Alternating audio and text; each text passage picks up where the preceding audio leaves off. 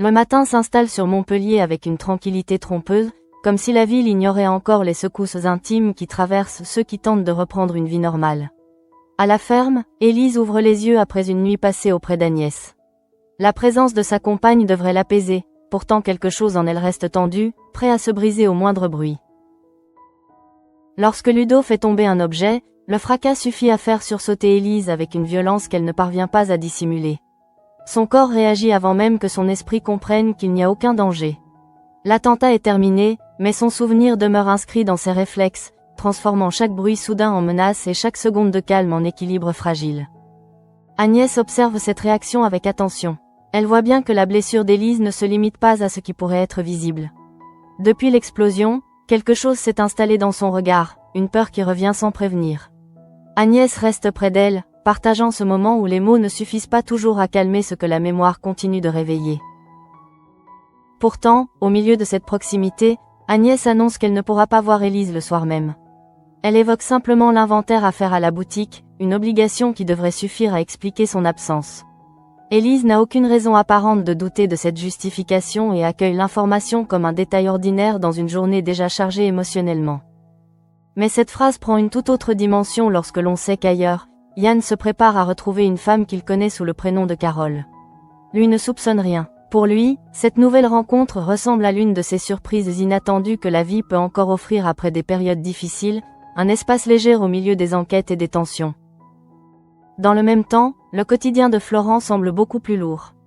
Depuis qu'il a découvert la liaison de Cécile avec Guillaume Sérignan, chaque certitude paraît fissurée. Il ne s'agit pas d'un doute ou d'une impression passagère. Cécile voyait Sérignan depuis des semaines, en secret, pendant que Florent continuait à croire à une réalité qui n'existait plus. Face à Johanna, Florent finit par raconter ce qu'il sait, mais aussi ce qu'il a fait.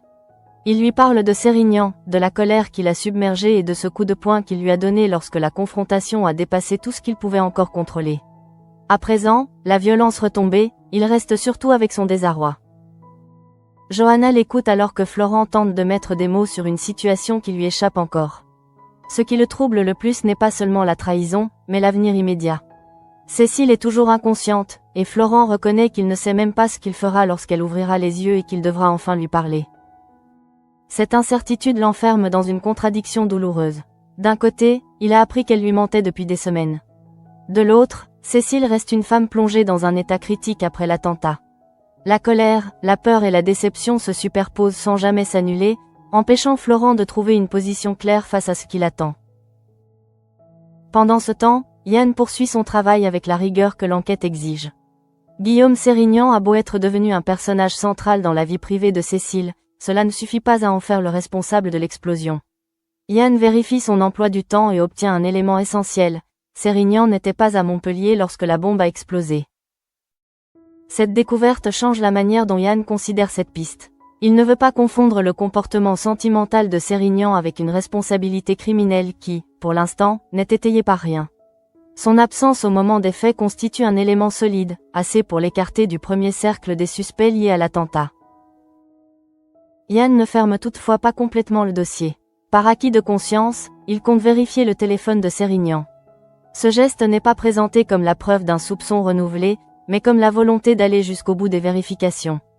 Dans son esprit, néanmoins, une conviction commence à s'imposer. Sérignan n'est probablement pas l'homme qu'il recherche. À ce moment-là, Florent retrouve Margot. Il n'a plus l'énergie de protéger une vérité qui, de toute façon, a déjà bouleversé sa propre existence. Il lui annonce alors que Cécile avait un amant, et précise son identité, Guillaume Sérignan. Les deux se voyaient depuis plusieurs semaines, discrètement, à l'abri des regards et surtout à l'insu de Florent. Margot reçoit la nouvelle comme un choc. Elle ne savait rien de cette relation clandestine et découvre, en quelques mots, toute une partie de la vie de Cécile qui lui avait échappé. Le silence qui suit paraît presque plus lourd que la révélation elle-même, tant il mesure l'étendue du secret et la profondeur de la blessure. Florent, lui, ne supporte plus les regards compatissants. Il en a assez que chacun se montre désolé pour lui, comme si cette formule pouvait contenir ce qu'il ressent. Sa nervosité affleure dans chaque réaction. À force d'entendre la même compassion, il a l'impression que sa douleur devient un spectacle qu'il doit sans cesse expliquer alors qu'il ne la comprend pas encore lui-même. Ce malaise contraste avec l'apparente légèreté de Yann, qui parle bientôt à Élise de cette nouvelle femme qu'il doit retrouver. Il lui confie qu'elle travaille comme technico-leader pour une application bancaire et laisse entendre que cette rencontre l'intrigue agréablement. Comme quoi, la vie est pleine de surprises, lui lance-t-il sans mesurer l'ironie profonde de ses propres mots. Élise, encore marquée par l'attentat, écoute Yann sans imaginer que cette fameuse Carole est beaucoup plus proche d'elle qu'elle ne pourrait le croire. Agnès lui a simplement parlé d'un inventaire à la boutique. Rien, dans ce qu'Élise sait à cet instant, ne lui permet de relier l'absence annoncée de sa compagne au rendez-vous que Yann attend avec impatience. Ainsi, tandis que Florent affronte enfin une trahison devenue impossible à nier, une autre vérité demeure soigneusement dissimulée. D'un côté, les semaines secrètes de Cécile et Sérignan éclatent au grand jour. De l'autre, Agnès avance encore sous un autre visage, laissant Élise dans la confiance et Yann dans l'illusion, sans que leur trajectoire ait encore convergé. Dans les heures qui suivent, l'enquête continue de progresser sans offrir de véritable soulagement. Manu rejoint Baker avec le sentiment désagréable d'avoir multiplié les vérifications sans réussir à faire émerger une piste solide. Les narcotrafiquants restent dans leur ligne de mire, mais aucun élément concret ne permet pour l'instant de relier directement leur organisation à l'attentat qui a bouleversé la vie d'Élise et plongé Cécile dans le coma. L'interrogatoire de Fabrice Collat n'a rien donné non plus. Manu a cherché une faille, une contradiction, quelque chose qui puisse ouvrir une brèche dans cette enquête devenue étouffante, mais il n'en ressort aucune certitude exploitable. Cette absence de résultat ne signifie pas que tout est terminé. Au contraire, elle oblige les policiers à revoir leurs hypothèses et à accepter que le chemin suivi jusqu'ici puisse être incomplet. Manu confie cependant à Baker qu'une idée commence à prendre forme. Il n'en dévoile pas encore tous les contours, mais il sait déjà qu'il aura besoin de l'accord du procureur Picard pour avancer. Ce détail suffit à montrer que la piste envisagée nécessite une étape supplémentaire, un feu vert indispensable avant de pouvoir être réellement exploré et confronté aux faits. Baker écoute avec l'attention de celui qui sait que chaque mauvaise décision peut éloigner encore davantage l'enquête de la vérité. Entre le traumatisme d'Élise, l'état de Cécile et les interrogations persistantes sur l'origine de l'explosion, la pression reste considérable. Pourtant, malgré l'urgence, il ne peut pas se permettre de laisser l'émotion remplacer la méthode qui doit guider chaque vérification. Pendant ce temps, les préparatifs du mariage de Sabine et Hugo auraient pu offrir un contraste plus léger. Mais là encore, la tension s'invite rapidement. Baker appelle Hugo pour lui rappeler plusieurs exigences concernant le traiteur, un menu sans sel pour Tati Josie et un menu sans gluten pour ses garçons. À mesure que les demandes s'accumulent, Hugo sent sa patience s'effriter. Il est déjà pris entre les contraintes pratiques, les invités et les inquiétudes liées à la rencontre des familles. Ces nouvelles précisions alimentaires deviennent presque le symbole d'une organisation qui lui échappe. Hugo voudrait que le mariage reste un moment heureux, pourtant chaque détail semble désormais capable de produire une nouvelle complication et de transformer la préparation en véritable parcours d'obstacles. La tension la plus profonde vient cependant de Céleste. Après le départ de Sabine, elle demande à Hugo de parler sérieusement. Elle n'a pas l'intention de masquer ce qu'elle pense du mariage et attaque directement le sujet qui la préoccupe. Pour elle, Hugo se laisse encore emporter par ses sentiments sans mesurer ce que cette décision engage réellement. Céleste le traite de « cœur d'artichaut », une formule qui résume brutalement le jugement qu'elle porte sur lui. Elle affirme que dans 6 mois, il pourrait ne plus aimer Sabine. Ces mots ne laissent aucune place à l'ambiguïté, elle considère que cette union repose sur quelque chose de trop fragile pour résister au temps. Hugo encaisse difficilement ces paroles. Ce qu'il attendait de Céleste, ce n'était pas qu'elle idéalise son couple ni qu'elle fasse semblant d'oublier ses réserves, mais simplement qu'elle lui témoigne un minimum de soutien. À l'approche d'un mariage qui devrait le remplir d'enthousiasme, il découvre au contraire que quelqu'un de proche doute profondément de sa capacité à tenir ses engagements. Mais Céleste ne recule pas. Elle maintient qu'Hugo n'est pas fait pour Sabine et va plus loin encore. Selon elle, leur mariage risque de devenir un fiasco. La brutalité de cette prédiction frappe Hugo d'autant plus qu'il est déjà sous pression. Les remarques sur les menus semblent soudain dérisoires face à cette remise en cause frontale de son avenir sentimental. Dans le même temps, Sabine continue d'avancer dans les préparatifs sans encore mesurer à quel point la rencontre entre les familles va mettre les nerfs de chacun à rude épreuve. Le barbecue doit justement permettre aux proches de faire connaissance dans une atmosphère détendue. En théorie, il s'agit d'un moment simple, chaleureux, destiné à rapprocher les personnes qui partageront bientôt la même célébration. Lorsque Céleste arrive, elle découvre Baker et Janet, puis Claudine. Les premiers échanges pourraient encore rester cordiaux, mais un détail lié au financement du MA suffit à transformer la conversation. Céleste propose de participer aux frais, estimant naturel de contribuer à l'organisation et de ne pas laisser tout le poids financier sur les épaules des autres. Claudine répond que ce ne sera pas nécessaire, ajoutant que l'argent n'est pas un problème pour elle et Baker. La phrase pourrait sembler anodine, presque pratique. Mais Céleste y entend autre chose. Elle a l'impression que Claudine la considère comme incapable de participer parce qu'elle est une infirmière retraitée, comme si sa situation financière devait automatiquement la placer dans une position inférieure. La réaction est immédiate. Céleste perd ses nerfs et renvoie à Claudine ce qu'elle perçoit comme du mépris. Le ton monte rapidement, car aucune des deux femmes ne semble disposée à laisser passer ce qu'elle considère comme une attaque.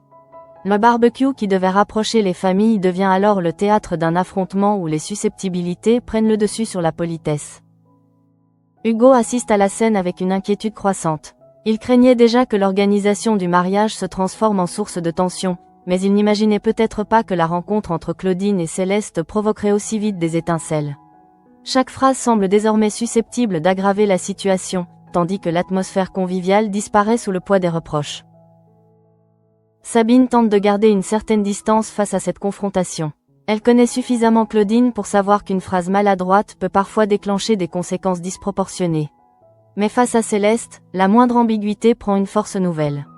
Ce qui devait être un déjeuner familial ressemble bientôt à une répétition générale des tensions que leur mariage pourrait réunir autour d'une même table.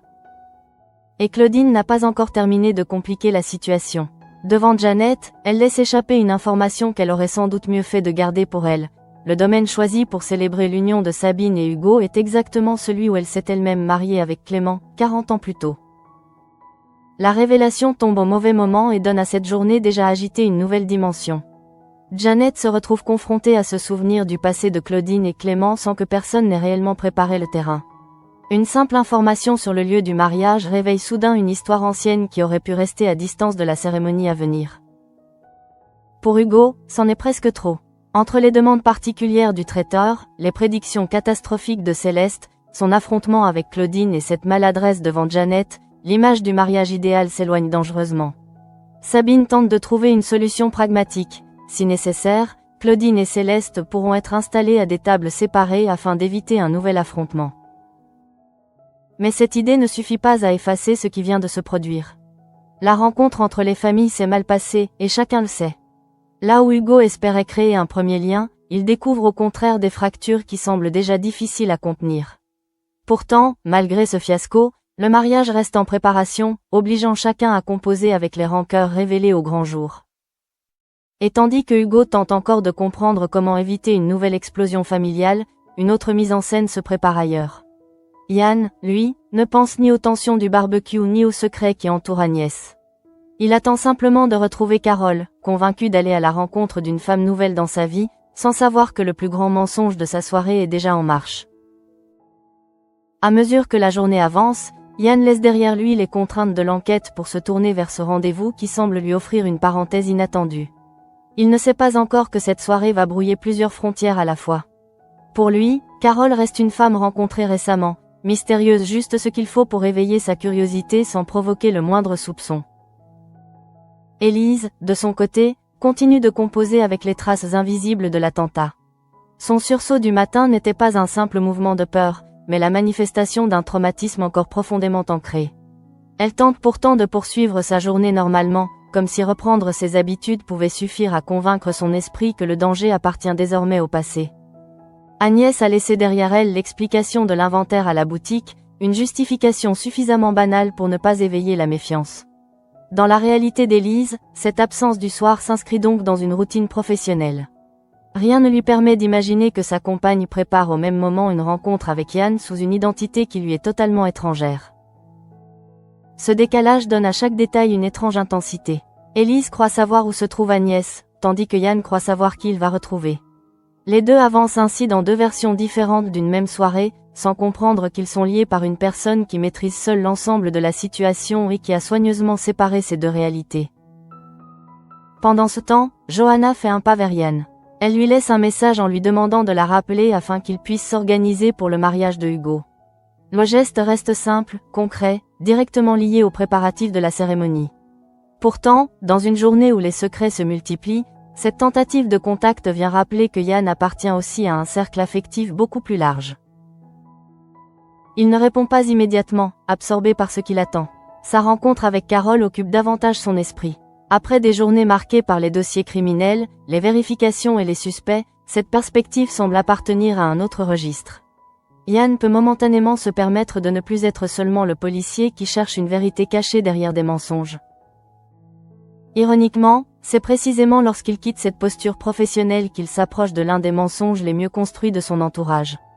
Carol lui a donné un métier, une identité, une présence cohérente. Elle travaille, croit-il, comme technico-leader pour une application bancaire. Tout semble suffisamment précis pour rendre cette histoire crédible, presque ordinaire, donc encore plus difficile à remettre en question. Dans le même temps, Florent demeure incapable de retrouver cette apparente légèreté. La révélation concernant Cécile continue de tourner dans son esprit, accompagnée de la certitude que Guillaume Sérignan n'était pas simplement une erreur passagère. Ces rendez-vous cachés s'étendaient sur plusieurs semaines, ce qui transforme la découverte en quelque chose de beaucoup plus profond qu'une impulsion isolée. La réaction de Margot reste elle aussi marquée par l'incompréhension. Elle connaissait Cécile, partageait avec elle une proximité suffisante pour croire qu'elle aurait perçu une faille de cette importance. Apprendre qu'une relation clandestine s'est déroulée si longtemps sans qu'elle ne remarque rien l'oblige à reconsidérer les semaines précédentes sous un angle totalement différent. Pour Florent, cette surprise ne fait qu'accentuer sa lassitude. Chaque personne à qui il parle lui renvoie à sa manière l'ampleur de ce qui vient d'être découvert. Margot est choquée, Johanna l'écoute avec inquiétude, et lui reste au centre d'un récit qu'il aurait préféré ne jamais connaître. Il n'a plus la force de recevoir continuellement la compassion des autres. Son irritation cache surtout une douleur qu'il ne parvient pas encore à organiser. Il sait ce que Cécile a fait, mais ignore ce que cette vérité signifie pour leur avenir. Tant qu'elle reste inconsciente, aucune confrontation n'est possible. Florent est donc condamné à imaginer seul des réponses à des questions que seule Cécile pourrait réellement éclaircir lorsqu'elle se réveillera. L'enquête, elle, continue de détacher progressivement Sérignan de l'attentat. Ian a vérifié son emploi du temps et ce fait demeure déterminant. Guillaume n'était pas à Montpellier au moment où la bombe a explosé. Même si sa liaison avec Cécile rend sa présence autour d'elle particulièrement troublante, cette donnée empêche les policiers de faire de lui un suspect uniquement sur la base de leur relation. Ian conserve néanmoins son réflexe de policier. Il veut regarder le téléphone de Sérignan pour fermer proprement cette piste. Il ne s'agit pas de chercher à tout prix une culpabilité là où l'alibi semble solide, mais d'éviter qu'un détail négligé puisse revenir plus tard fragiliser l'enquête. Sa conclusion intérieure reste pourtant presque faite, Sérignan n'est vraisemblablement pas leur homme. Ce même Ian qui refuse de se laisser tromper par des apparences lorsqu'il enquête va pourtant, quelques heures plus tard, entrer volontairement dans une situation où il ne voit absolument rien. L'opposition est frappante. Professionnellement, il analyse les horaires et les communications. Personnellement, il accepte sans réserve l'identité que Carol lui présente, parce qu'aucun signal ne lui paraît suspect. Lorsque vient enfin l'heure du rendez-vous, Ian se rend au bar avec cette curiosité tranquille qu'il a déjà laissé transparaître devant Élise. Il pense retrouver la femme dont il a parlé quelques heures plus tôt. Il s'attend à reconnaître une présence, un visage, peut-être une silhouette qui lui est désormais familière. Rien ne le prépare au jeu d'apparence qui l'attend. Agnès, elle, apparaît sous un tout autre look. La transformation est suffisamment importante pour modifier radicalement la manière dont elle est perçue. Ce n'est plus l'Agnès qu'Élise connaît dans son intimité, ni celle que les proches de cette dernière associeraient immédiatement à elle. Pour Ian, la femme qui se trouve devant lui reste simplement Carol, celle qu'il est venu retrouver. Il n'a aucune réaction de reconnaissance parce qu'il n'y a, dans son esprit, rien à reconnaître. Élise n'est pas présente pour relier les pièces, et Agnès a pris soin de cloisonner ces deux vies. Le rendez-vous peut donc commencer sur une base entièrement fausse, avec Ian persuadé de vivre une nouvelle rencontre tandis qu'Agnès connaît parfaitement la vérité qu'elle lui cache. À cet instant, la phrase prononcée plus tôt par Ian prend une dimension presque cruelle. Comme quoi, la vie est pleine de surprises. Il pensait évoquer l'imprévisibilité heureuse d'une rencontre. Il ne pouvait pas savoir que la surprise véritable se trouvait déjà devant lui, maquillée, transformée, et surtout liée intimement à une collègue dont il ne soupçonne absolument rien. Pendant ce temps, Élise reste à l'écart de cette scène. Pour elle, Agnès est occupée par son inventaire. Cette confiance rend la situation encore plus délicate. Élise vient tout juste de traverser une épreuve traumatisante, et la personne qui partage son intimité lui dissimule exactement ce qu'elle fait pendant cette soirée, sans que la jeune femme ne puisse soupçonner la moindre anomalie. Le contraste est d'autant plus fort que, le matin même, Agnès se trouvait auprès d'Élise lorsqu'elle avait sursauté. Elle a vu sa vulnérabilité, elle a constaté les séquelles laissées par l'attentat. Quelques heures après cette scène intime, elle se présente pourtant devant Yann sous l'identité de Carole. Le double jeu devient ainsi visible pour le spectateur, mais reste totalement invisible aux personnages concernés. Aucune explication n'est encore donnée sur les raisons qui poussent Agnès à agir de cette manière. Son objectif reste donc un mystère. Ce que l'on sait uniquement, c'est qu'elle ment à Élise sur son emploi du temps et qu'elle laisse Yann croire qu'elle est une autre femme. Tout le reste demeure volontairement suspendu, renforçant le malaise autour de cette rencontre. Ainsi, Yann pense simplement retrouver une nouvelle compagne dans un bar, alors qu'il se trouve face à la petite amie d'Élise. Agnès a réussi à rendre méconnaissable celle qu'elle est dans la vie de sa partenaire. Entre deux apparences, deux noms et deux récits, elle conserve seule le contrôle d'une vérité qui pourrait bouleverser plusieurs relations lorsqu'elle finira par éclater. Au bar, Yann reste entièrement absorbé par cette rencontre qu'il croit nouvelle. Rien, dans l'attitude de Carole, ne vient fissurer l'image qu'il s'est construite. Agnès maîtrise suffisamment son apparence et son comportement pour que le policier ne fasse aucun rapprochement. Face à elle, il ne voit ni la compagne d'Élise ni une femme déjà présente dans son entourage, seulement celle qu'il était venu retrouver.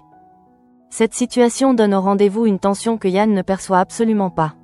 Il avance avec la confiance de celui qui croit connaître les bases de l'échange, tandis qu'Agnès possède une longueur d'avance considérable. Elle sait qui il est, connaît son lien avec Élise et peut mesurer précisément ce qu'elle risque en poursuivant ce double jeu, alors que Yann ignore jusqu'à l'existence même de cette supercherie. La transformation d'Agnès n'est donc pas un simple changement esthétique. Elle lui permet de créer une frontière nette entre deux espaces de sa vie. D'un côté se trouve Élise, avec laquelle elle partage une relation intime et auprès de qui elle a dormi à la ferme. De l'autre se trouve Yann, qui pense rencontrer Carole et accepte sans réserve l'identité qu'elle lui présente. Pendant ce temps, Élise demeure enfermée dans une vérité incomplète. Elle sait seulement qu'Agnès doit travailler tard à cause d'un inventaire.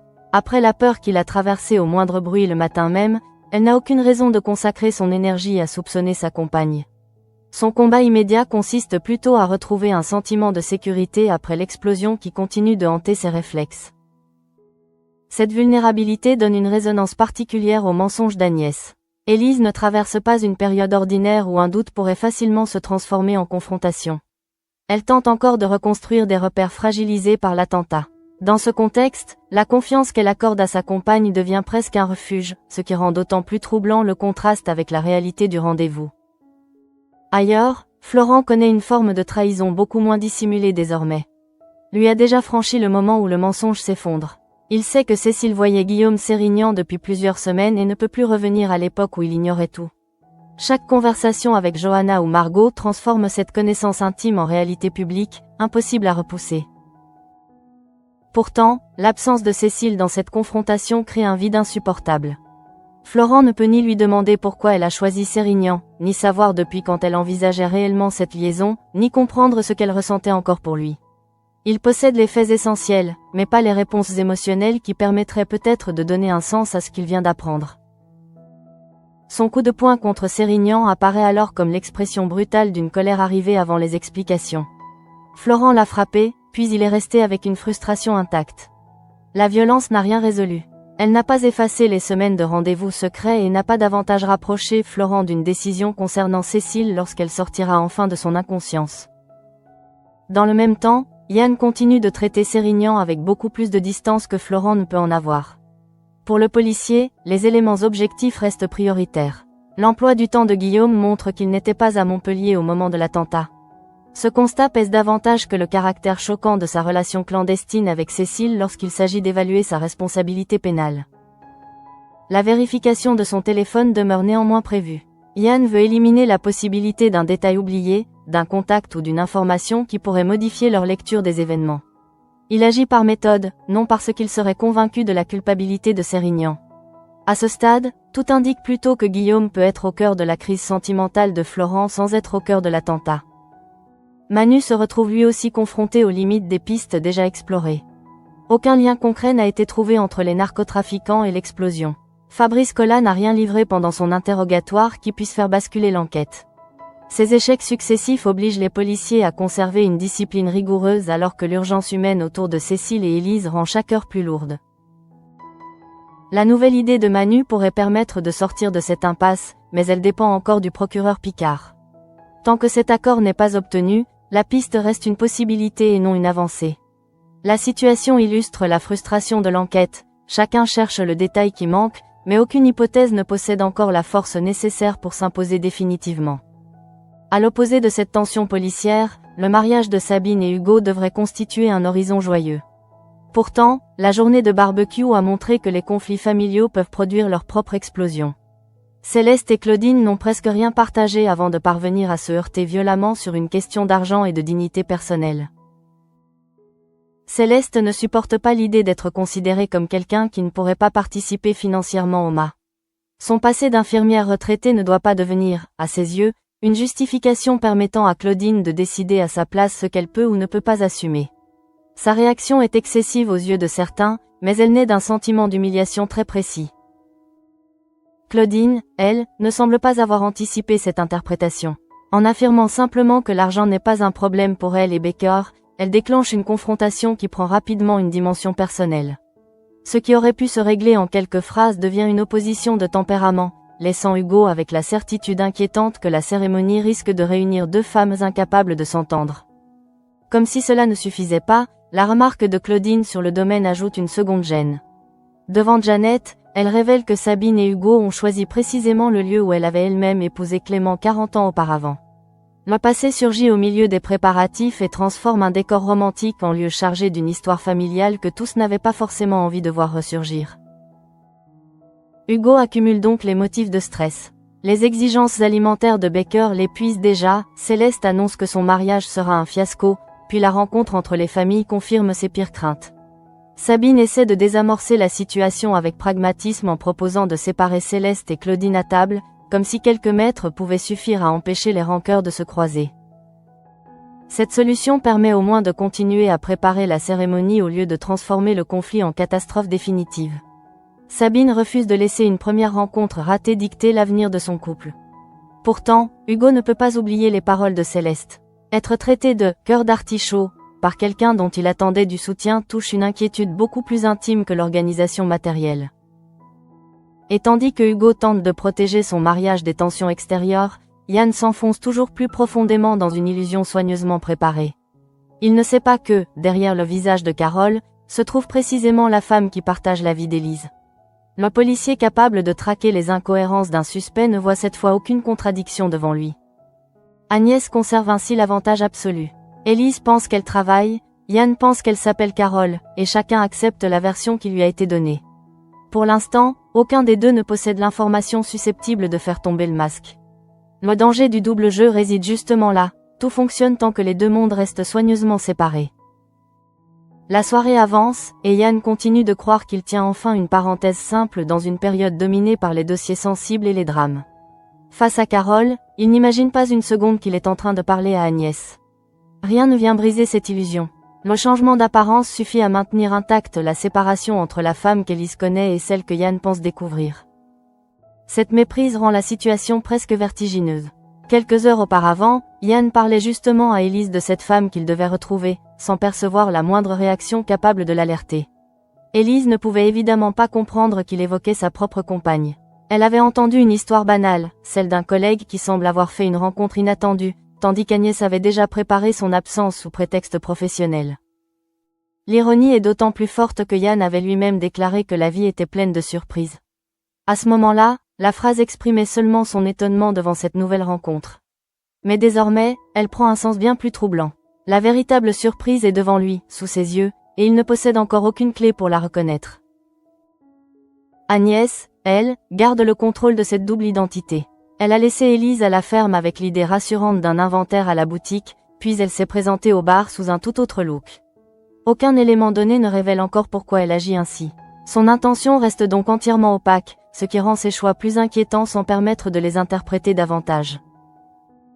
Pour Élise, la soirée ne contient aucun signal annonciateur. Elle reste concentrée sur les conséquences de l'attentat et sur cette fragilité qui s'est installée malgré elle dans son quotidien. Son sursaut du matin montre que le danger continue d'exister dans son corps même lorsque sa raison sait qu'il n'est plus là. Elle cherche encore simplement à retrouver une forme de normalité. C'est précisément cette confiance qui rend le double jeu d'Agnès si lourd de conséquences potentielles. Élise ne surveille pas sa compagne, ne lui demande pas de compte et ne remet pas en cause l'explication de la boutique. Son esprit est tourné vers d'autres blessures. Rien ne lui permet donc de comprendre que, pendant qu'elle tente de se reconstruire, Agnès entretient un mensonge dont Yann est également prisonnier.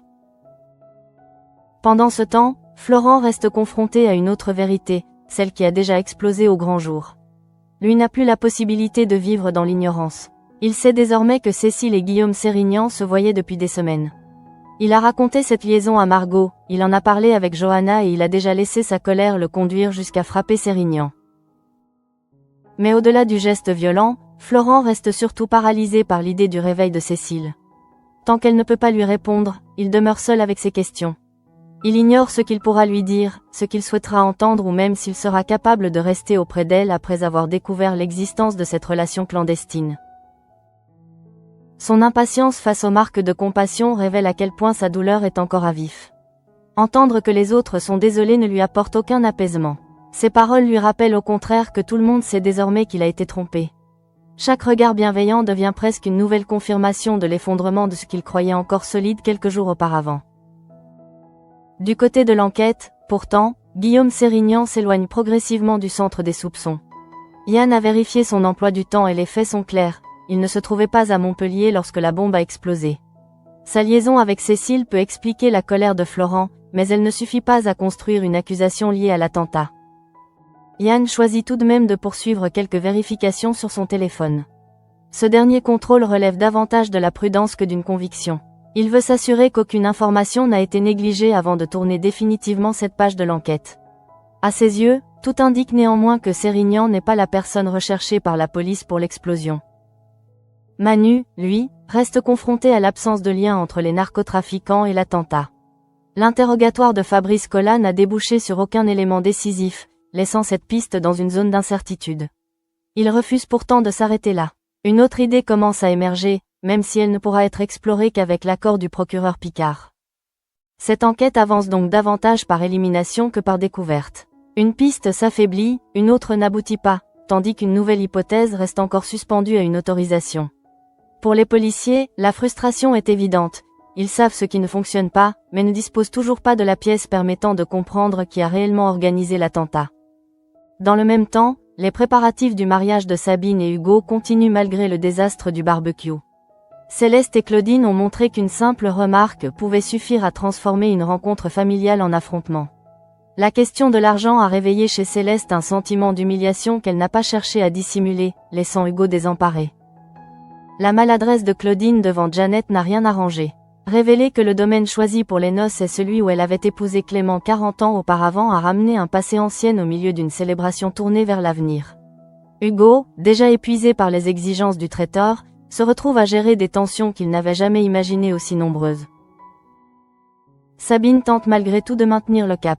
Sa proposition de placer Céleste et Claudine à des tables séparées témoigne moins d'une vraie résolution du conflit que d'une volonté de limiter les dégâts. Si les deux femmes ne peuvent pas se supporter, il faudra simplement empêcher qu'elles aient suffisamment d'occasions pour provoquer une nouvelle scène pendant le mariage. Hugo, cependant, n'oublie pas les paroles de Céleste. Elle lui a prédit que dans 6 mois il pourrait ne plus aimer Sabine, et elle continue de considérer leur mariage comme un fiasco annoncé. Pour lui, ce manque de soutien est probablement plus douloureux que toutes les complications matérielles, car il touche directement à la sincérité de l'engagement qu'il s'apprête à prendre. Mais au milieu de ces tensions familiales, le véritable retournement de la journée reste invisible pour presque tous. Yann est persuadé d'avoir retrouvé Carole. Élise pense qu'Agnès travaille. Et Agnès se trouve précisément entre ces deux certitudes, assez transformée pour empêcher Yann de comprendre que la femme assise devant lui est celle qui partage la vie de sa collègue. Pour l'instant, personne ne confronte Agnès à cette contradiction. Aucun regard ne vient briser son masque, aucun hasard ne rapproche encore Élise du bar où Yann l'attendait. Le piège fonctionne parce que chacun ne possède qu'une moitié de l'histoire. Yann voit Carole, Élise voit Agnès. Aucun des deux ne sait qu'il s'agit exactement de la même femme. Ainsi s'achève une journée où les secrets prennent des formes très différentes. Celui de Cécile et Sérignan vient d'être révélé et dévaste Florent. Celui d'Agnès, au contraire, ne fait que commencer à apparaître aux spectateurs. Elle réussit encore à préserver ses deux visages, tandis que Yann, convaincu d'avoir trouvé une nouvelle histoire, avance sans savoir qu'il vient d'entrer dans un piège. Le contraste est brutal. Florent souffre parce que la vérité lui a été révélée trop tard, tandis que Yann sourit encore parce que la vérité lui reste cachée. Entre eux, Agnès devient le centre d'une énigme sentimentale dont personne ne connaît encore la raison. Une seule certitude demeure, derrière le visage de Carole se cache la petite amie d'Élise, et Yann n'en sait absolument rien.